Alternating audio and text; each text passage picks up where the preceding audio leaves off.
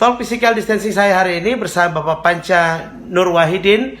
Beliau merupakan Kepala Bidang Guru dan Tenaga Pendidikan Dinas Pendidikan Kota Makassar terkait dengan persiapan untuk penerimaan peserta didik baru. Tanggal 1 Pak Panca tidak ada perubahan lagi? 1 Juli? Insya Allah tanggal 1 Juli mulai di tahun 2020. Seperti apa untuk saat ini untuk persiapannya, karena ini akan pasti diserbu servernya oleh masyarakat, diserbu aksesnya untuk persiapan-persiapan internal sendiri yang mungkin harus disampaikan juga untuk seluruh masyarakat. Ya, untuk persiapan kali ini kita melakukan sosialisasi PPDB-nya melalui beberapa media-media informasi, termasuk di website Dinas Pendidikan Kota Makassar, www.disdik.makassar.go.id. www.disdik.makassar.go.id. Informasi PPDB itu bisa diakses melalui website, laman website itu. Nah, termasuk di beberapa pemberitaan-pemberitaan, ya termasuk di radio maupun di media-media sosial lain. Oke, baik Pak Panca. Untuk saat ini juga ini kan servernya pemerintah Kota Makassar ya, yang dipakai untuk pendaftaran ini. Dipastikan tidak akan error. Insya Allah. Jadi mekanisme pendaftaran PPDB itu menggunakan aplikasi pendaftaran dari Kemendikbud. Kemendikbud ya. Khususnya dari Pustekom Kemendikbud. Nah, tetapi perangkat kerasnya, baik itu server maupun Windows servernya dan security keamanan jaringannya juga disiapkan oleh pemerintah kota, dalam hal ini Dinas Kominfo Kota Makassar. Tentu ini kita sudah jalin kerjasama sejak sebulan lalu, kan? Dan tentu peran tidak lepas dari peran penting dari Bapak PJ Wali Kota memediasi antar dinas kita ini, baik dari Dinas Kominfo, Dinas Dukcapil maupun Dinas Sosial, yang semua menyatu di dalam mensukseskan PPDB 2020. Karena ini hajatannya bukan hajatan Dinas Pendidikan, tetapi ini hajatan pemerintah Kota Makassar. Sehingga kami mencoba berkolaborasi antar dinas ini untuk mensukseskan kegiatan PPDB 2020. Ini baru kolaborasi yang pertama ya selama PPDB ya? Ya tetap dari dulu kolaborasi ya, tetapi ini nampaknya lebih intens. Lebih intens lagi, karena ini daring atau dalam jaringan dan versinya semua online. Semua online. Kecuali daerah-daerah yang tidak terjangkau jaringan. Seperti di daerah kepulauan. Baik. Sekolah-sekolah daerah pulau, terutama di Kecamatan Sengkarang yang tentu tidak bisa kita paksakan karena di sana memang jaringan. Kami kemarin habis ke pulau Baralompong. Oh, sudah memantau ke sana Pak? Mengikuti reses anggota DPR Komisi D Pak Wahab Tahir. Dan dalam satu sesi tanya jawab, keluhan jaringan itu dirasakan oleh guru-guru kita, terutama dalam proses pembelajaran daring di daerah pulau itu, karena akses jaringannya sangat terbatas. Sehingga beliau guru-guru sana mengunjungi rumah-rumah anak-anak kita yang sekolah di wilayah Pulau Baralompong khususnya. Saya kira radius wilayah pulau itu tidak terlalu luas seperti layaknya di wilayah Kota Makassar, sehingga bisa menjangkau anak-anak kita dalam proses belajar.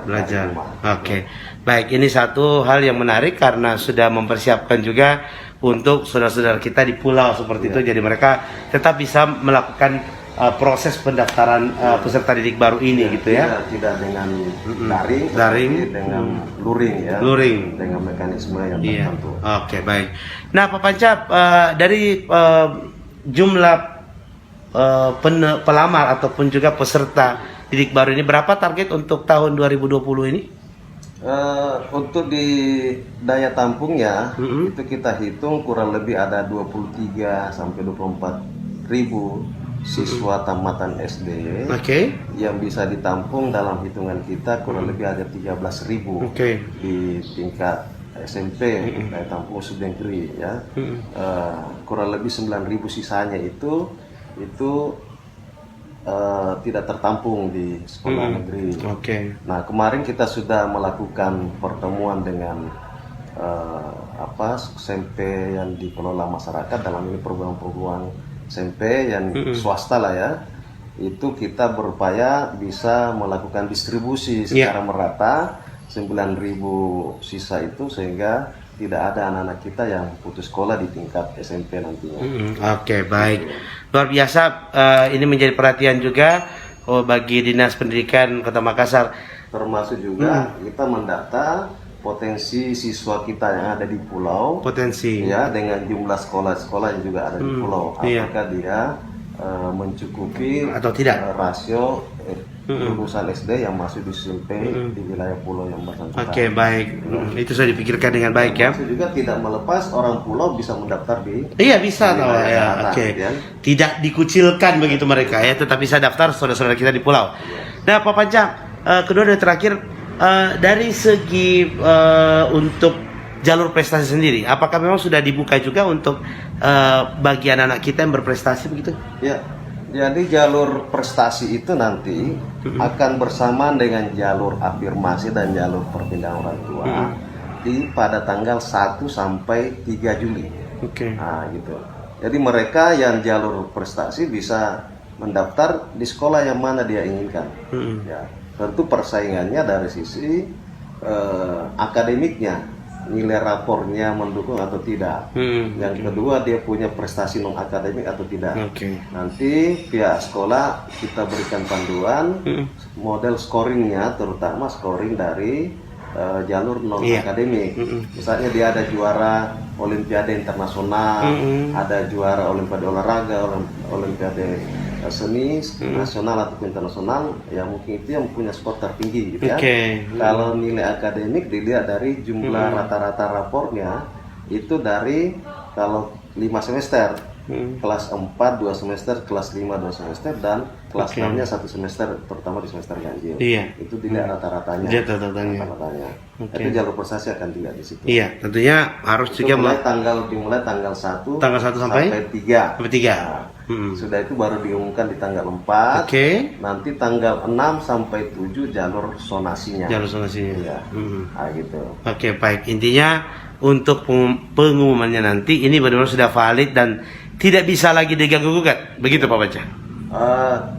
Tergantung ya. Itu bisa saja kalau ada istilahnya persoalan yang cukup mendasar ya. Ada mungkin kecelakaan atau apa, atau bencana alam itu ya, ada istilah dalam hukumnya itu force major. Ya, itu maksud. Ya, itu kita tidak bisa ngapa-ngapain. Ya, apalagi dalam kondisi pandemik ini jangan sampai ada instruksi dari pusat macam itu supaya kita menunda semua gitu kan. Kita tidak tahu apa-apa. Tapi namanya kita manusia biasa, ada Tuhan yang lebih kuasa gitu kan. Tetap kita berikhtiar dan berdoa semoga PPDB ini di tanggal 1 mulai berjalan dengan lancar gitu kan. Amin. Baik, yang terakhir Pak Panca, apa yang Bapak ingin sampaikan untuk seluruh orang tua siswa calon peserta didik baru 2020 yang tentunya kadang-kadang juga masih memaksakan terus keinginannya untuk menyekolahkan anaknya di sekolah yang katanya unggulan, favorit.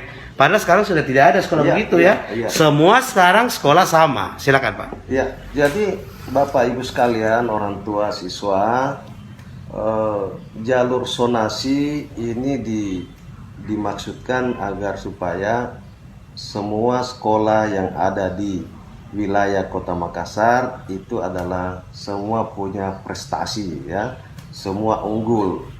Nah, keunggulannya itu adalah masing-masing sekolah memiliki ciri khas tersendiri.